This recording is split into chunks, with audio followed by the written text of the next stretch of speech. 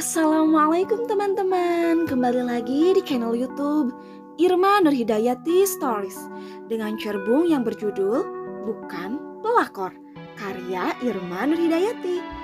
Jangan lupa dukung terus channel ini dengan cara like, subscribe, dan nyalakan tombol loncengnya untuk notifikasi ya.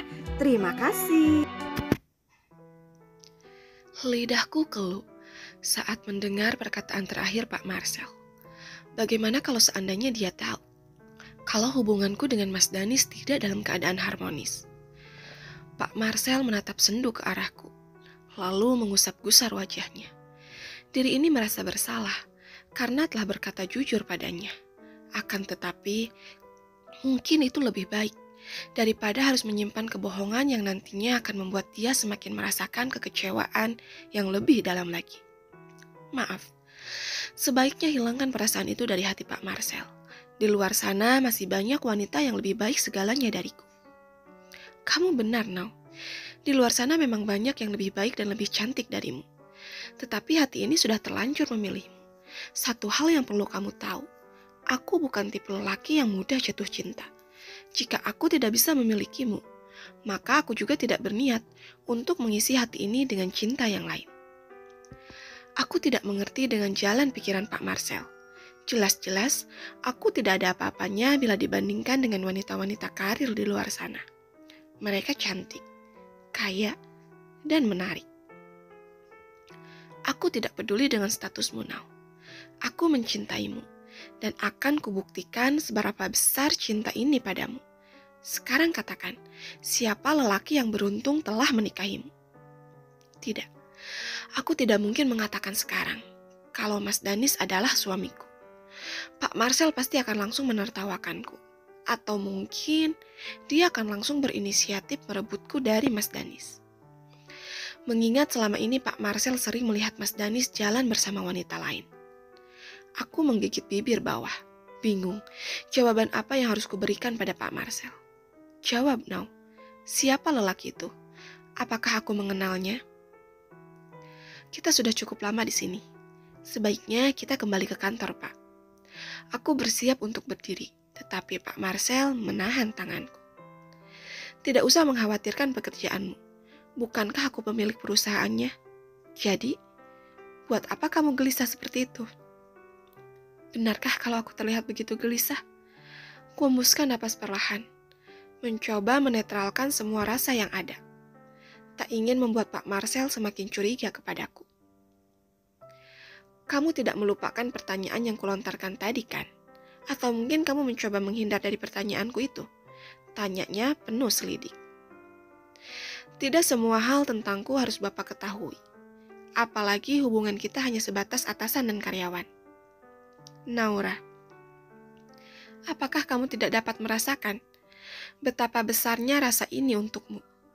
Jika memang lelaki itu bisa membuatmu bahagia, maka tanpa kamu perintah pun, aku akan langsung menjauh darimu. Setidaknya bantu aku meyakinkan diri, kalau lelaki itu lelaki yang tepat untukmu. Aku bahagia, Pak. Dia lelaki yang baik dan perhatian, tidak pernah sedikit pun mengecewakanku. Baiklah, anggap saja hari ini aku percaya padamu. Akan tetapi aku tidak akan tinggal diam. Aku akan mencari tahu sendiri tentang kebenarannya. Entah mengapa semenjak pembicaraan di restoran tadi, sikap Pak Marcel berubah menjadi dingin. Namun, aku tidak terlalu menghiraukannya. Toh bukan urusanku juga, yang paling terpenting gajiku tetap cair di setiap bulannya. Hampir seharian ini pekerjaanku tidak ada yang mengganggu. Biasanya Pak Marcel sering datang ke mejaku hanya sekedar menggoda atau menyita waktu kerjaku.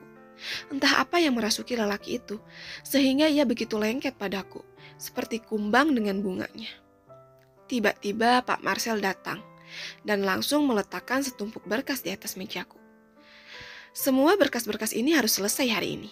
Jadi, kalau nanti sore belum selesai dengan terpaksa, saya menugaskan kamu untuk lembur malam ini. Malam harinya waktu sudah menunjukkan pukul 8 malam. Pekerjaanku belum selesai juga.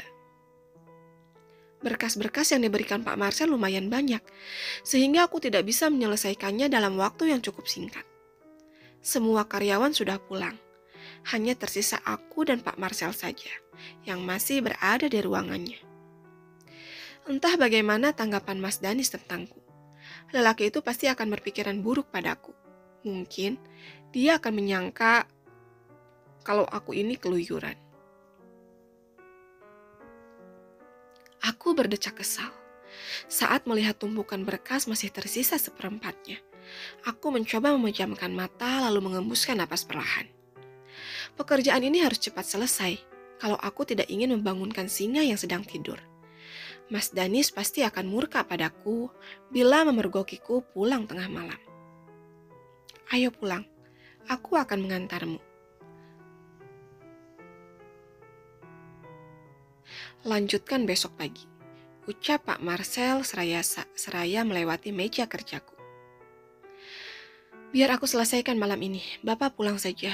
Aku bisa naik taksi. Keras kepala. Kamu tahu di ruangan ini ada setannya. Kamu mau dihantui. Lalu diajak ke dunia lain untuk menemaninya. Seketika bulu kuduku langsung berdiri.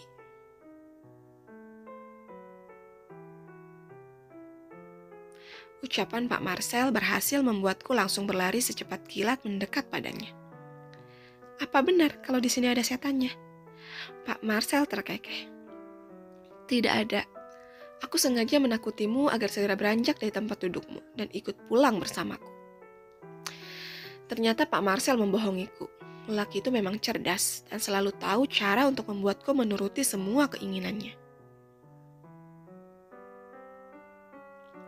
Aku akan mengantarmu pulang. Tidak usah, Pak. Aku naik taksi saja. Berani menolak, maka gajimu akan kupotong bulan ini. Aku mendelik tak percaya. Mentang-mentang jadi bos seenaknya saja potong gaji karyawan. Untung aku tipe karyawan yang sabar, tanpa menunggu waktu lagi langsung manut pada apa yang diperintahkannya padaku.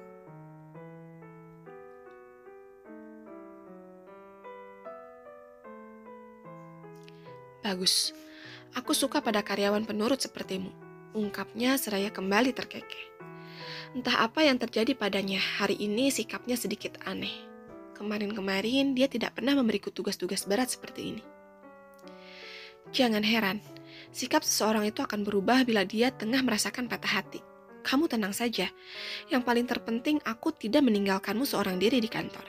Itu berarti aku masih peduli padamu, sekalipun kamu sudah menjadi milik lelaki lain. Dia seperti cenayang yang bisa membaca isi pikiranku. Kami berjalan menuju parkiran. Suasana perkantoran sudah sepi. Hanya terlihat 2 orang satpam yang sedang bertugas malam ini. Naik, titah Pak Marcel. Aku mengangguk dan langsung masuk ke mobilnya. Lelaki itu melajukan mobil dengan perlahan. Ucapan yang biasanya terlontar dengan manis dan penuh kelembutan, kini terdengar tegas dan menakutkan. Beberapa menit kemudian, mobil sampai di depan rumah. Pak Marcel mengarahkan pandangannya pada halaman rumahku. Sepertinya aku mengenal mobil itu. Aku menggigit bibir bawah. Mas Danis ceroboh. Mengapa mobilnya tidak dimasukkan ke garasi? Semoga Pak Marcel tidak mengingat siapa pemilik mobil itu.